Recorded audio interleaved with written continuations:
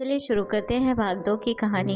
भाग 1 की कहानी का लिंक मैंने इस वीडियो के डिस्क्रिप्शन बॉक्स में दिया हुआ है, जहां से आप डायरेक्टली क्लिक करके भाग 1 की कहानी सुन सकते हैं। तो उसके होश उड़ गए।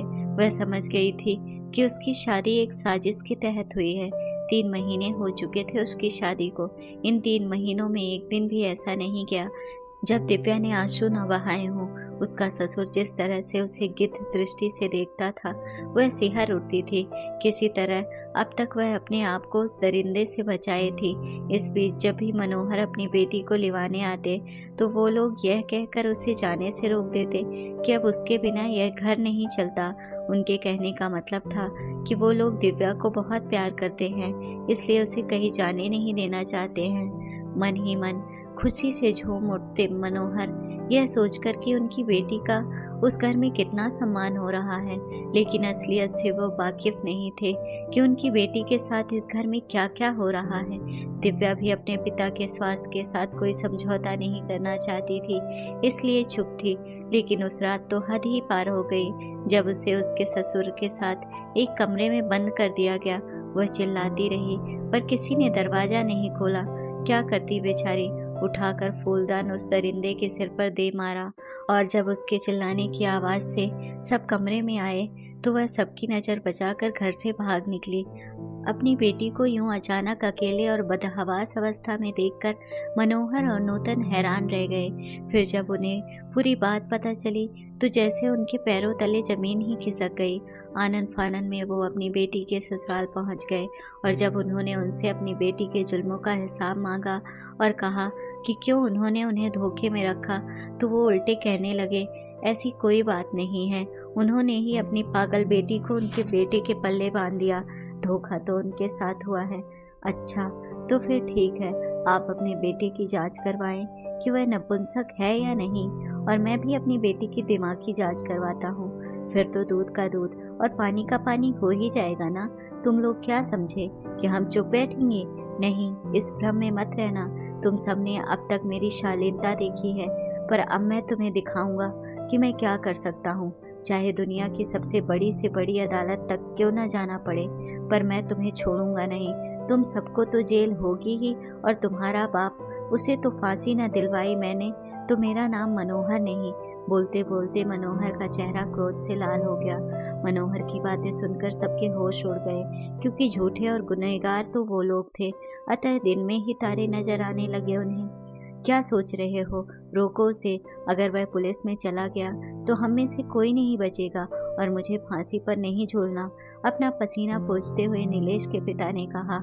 उन लोगों को लगने लगा कि अगर यह बात पुलिस तक गई तो इज्जत तो जाएगी ही, उनका जीवन भी नहीं बचेगा। बहुत गिड़गिड़ाने पर कि वो जो चाहे उनसे ले लें, जितनी मर्जी थप्पड़ मार लें, पर पुलिस में ना जाएं। कहीं पुलिस कानून के चक्कर में उनकी बेटी का भविष्य और ना बिगड़ जाए। यह सोचकर मनोहर को भी यही सही लगा। लेकिन उन्होंने उनके सामने यह शर्त रखी कि नीलेश दिव्या को जल्द से जल्द तलाक देकर उसे आज़ाद कर दे। मरता क्या न करता, बगैर किसी शर्त के नीलेश ने तलाक के पेपर पर साइन कर दिए। पहली सुनवाई में ही फैसला हो गया। वहां से तो दिव्या आज़ाद हो गई थी, लेकिन अवसाद से घिर गई थी। जिंदगी पर से उसका विश्वास उठ गया था। पूरा दिन बस अंधेरे कमरे में पड़ी रहती, न ठीक से कुछ खाती न पीती, और न ही किसी से मिलती जुलती। कहीं बेटी को कुछ हो न जाए, कहीं वह कुछ कर ना ले, यह सोच सोच कर मनोहर और नूतन की जान सूखती रहती। बेटी की इस हालत के दोषी वो खुद को ही मानने लगे थे। कुछ समझ नहीं आ रहा था उन्हें कि वह क्या करे। जो फिर से दिव्या पहले की तरह हंसने खिलखिलाने लगे, अपनी जिंदगी से उसे प्यार हो जाए। दिव्या बेटा, देखो तो कौन आया है, उसकी माँ ने लाइट ऑन करते हुए कहा। तो उसने नजरें उठाकर देखा, पर उसकी आंखें चौंधिया गईं। हमेशा अंधेरे में रहने और एकाएक लाइट आंखों पर पड़ने के कारण उसे सही से कुछ दिख नहीं रहा था। पर जब उसने गौर से देखा तो देखती रह गई। अक्षत, हौले से उसके मुंह से निकला। नूतन और मनोहर जानते थे कि कभी दिव्या और अक्षत एक दूसरे से प्यार करते थे, पर कह नहीं पाए। शायद उन्हें बोलने का मौका ही नहीं दिया गया, और खुद ही वो उसकी जिंदगी का फैसला कर बैठे। लेकिन अब अक्षत ही उनके बेटी के होठों पर मुस्कान बिखेर सकता था। वही है जो जिंदगी भर दिव्या का साथ निभा सकता है। यह सोचकर उन्होंने अक्षत को उसके सामने लाकर खड़ा कर दिया। बहुत सकुचाहट के बाद अक्षत ने पूछा, कैसी हो दिव्या? मगर उसने कोई जवाब नहीं दिया। लगता है मुझे भूल गई। अरे मैं अक्षत हूँ अक्षत, अब याद आया? उसने उसे हंसाने के इरादे से कहा, पर फिर भी उसने कोई जवाब नहीं दिया। धीरे धीरे अक्षत उसे पुरानी बातें, कॉलेज के दिनों की याद दिलाने लगा। कहने लगा कैसे वो दोनों सबकी नजरें बचाकर रोज मिलते थे, कैसे कैंटीन में बैठकर कॉफी पीते थे। अक्षत उसे उसके दुख भरे अतीत से बाहर लाने की कोशिश कर रहा था, पर दिव्या थी कि बस शून्य में ही देखे जा रही थी। दिव्या की ऐसी हालत देखकर अक्षत की आंखों से भी आंसू आ गए। कहने लगा, आखिर तुम्हारी गलती क्या है दिव्या, जो तुमने अपने आप को इस काल कोठरी में बंद कर रखा है? ऐसे करके क्यों तुम खुद को सजा दे रही हो? क्या अंधेरे में बैठने से तुम्हारी समस्या हल हो जाएगी, या जिसने तुम्हारे साथ गलत किया है उसे सजा मिल जाएगी? बोलो तो मैं क्या करूं अक्षत, क्या करूं मैं? मैंने तो वही किया ना जो मेरे मम्मी पापा ने चाहा, फिर क्या मिला मुझे? अपने आंसू पोंछते हुए दिव्या कहने लगी। उसकी बातें सुनकर नूतन भी फपक फपक कर रोने लगी।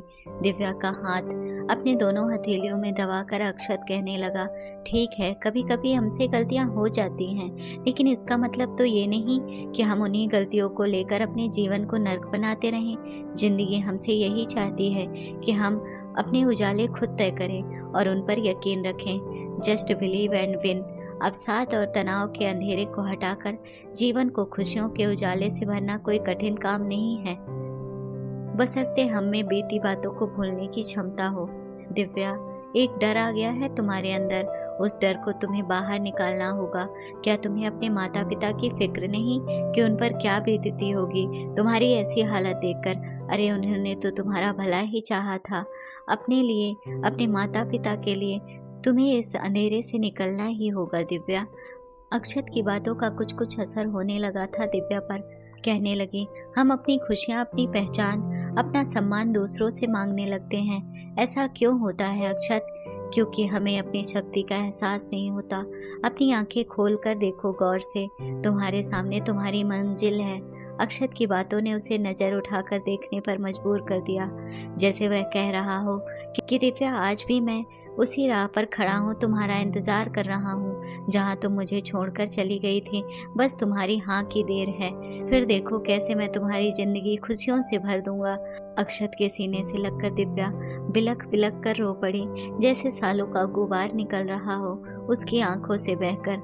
अक्षत ने भी उसे रोने दिया ताकि उसके सारे दुख दर्द उन आंसुओं के सहारे बाहर निकल जाए और वह अपने डरावने अतीत से बाहर निकल सके।